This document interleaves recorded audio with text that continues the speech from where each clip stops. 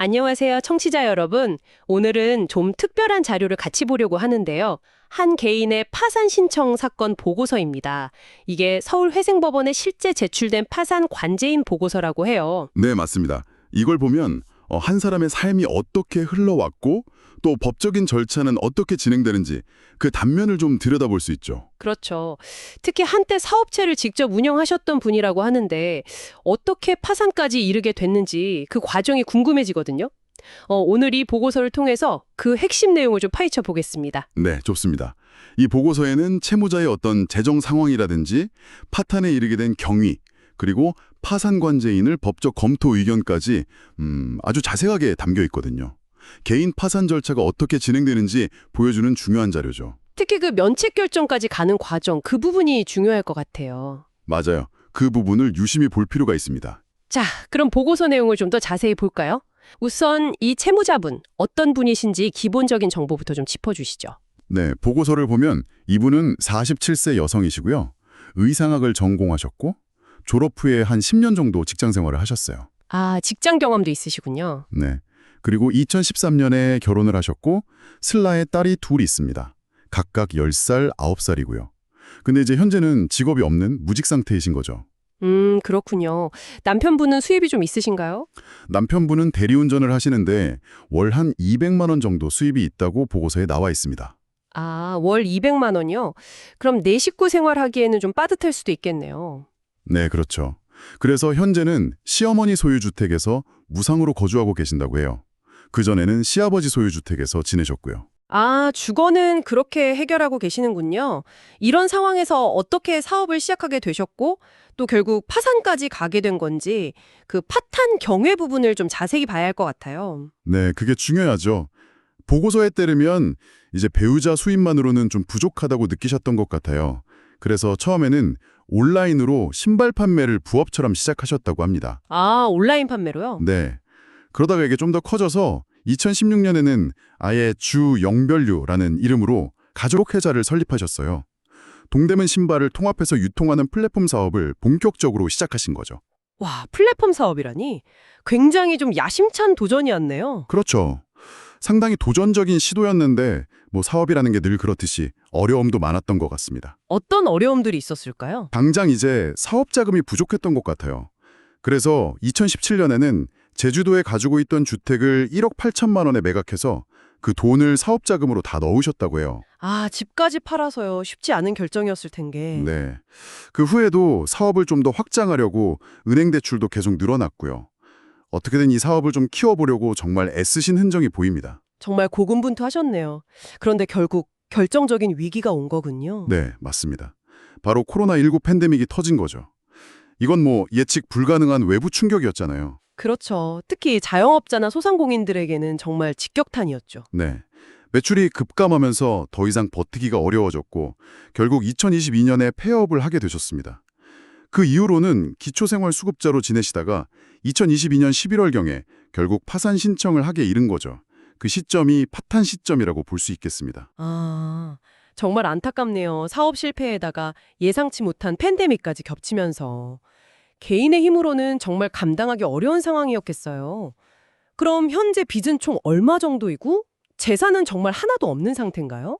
네, 채무 총액이 약 3억 706만 원 정도 됩니다. 주요 채권자는 현대카드 외 10곳이고요. 3억 원이 넘는군요. 네.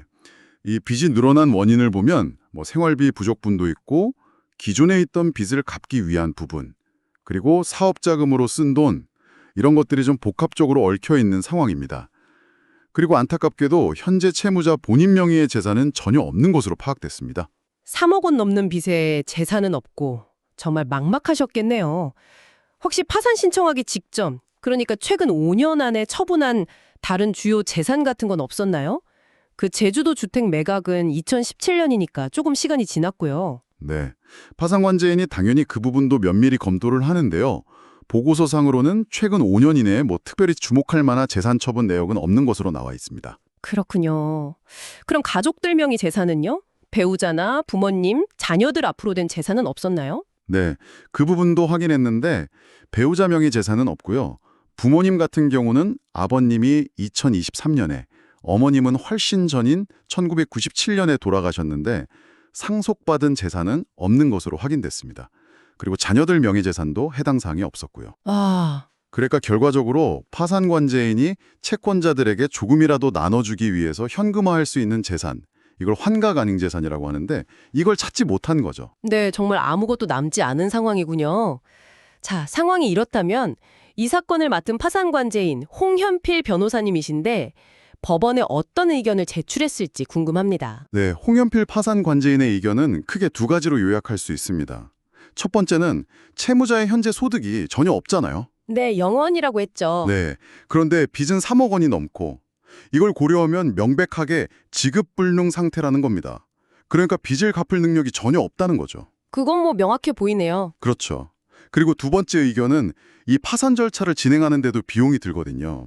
근데 채무자에게 남은 재산, 이걸 파산재단이라고 부르는데 이 파산재단으로는 그 절차 비용조차 충당하기가 어렵다는 판단입니다. 아, 가져갈 재산이 없으니까 절차를 진행할 비용도 안 나온다. 그럼 절차를 그냥 여기서 끝내자는 건가요? 네, 맞습니다. 법률 용어로는 파산 폐지라고 하는데요. 더 이상 이 절차를 진행해봤자 실익이 없으니 법원의 결정으로 파산 절차를 종결하는 것이 타당하다는 의견입니다. 이게 채무자 회생 및 파산에 관한 법률, 그 법 545조에 근거한 판단이에요. 파산 폐지. 그럼 빚은 어떻게 되는 건가요? 절차가 그냥 끝나버리면 빚은 그대로 남는 건가요? 바로 그 지점에서 파산관제인의 또 다른 중요한 의견, 즉 면책에 대한 판단이 나옵니다. 아, 면책이요? 네, 파산관제인이 보기에 이 채무자가 재산을 일부러 숨기거나 아니면 법원에 거짓말을 하거나 하는 그런 법에서 정한 면책 불허가 사유가 발견되지 않았다는 겁니다. 아, 성실하게 임했다는 거군요. 그렇죠. 그렇기 때문에 이분에게 경제적으로 다시 일어설 기회를 주는 것이 맞다. 즉, 남아있는 빚 전액을 탕감해주는 면책 허가가 타당하다는 의견을 법원에 제시한 겁니다. 그리고 다행히 채권자들도 별다른 이의를 제기하지 않았다고 하고요. 아, 그렇군요. 그러니까 절차는 진행할 실익이 없으니 폐지하되 빚은 탕감 면책해 주어서 새 출발을 할 수 있도록 길을 열어주자는 거네요. 단순히 재산이 있냐 없냐 보다 그 과정에서의 성실성이나 재기 가능성을 더 중요하게 본다는 의미군요. 정확합니다. 이게 바로 파산 및 면책 제도가 가진 중요한 취지 중 하나거든요. 물론 모든 신청자가 다 면책을 받는 건 아닙니다. 하지만 이 경우처럼 특별히 재산을 빼돌리거나 하는 불성실한 점이 없다면 그 과도한 빚의 굴레에서 벗어나서 다시 경제활동을 할 수 있도록 기회를 주는 것이죠. 네, 오늘 청취자 여러분께서 공유해 주신 이 보고서 한 장을 통해서 참 많은 생각을 하게 되네요.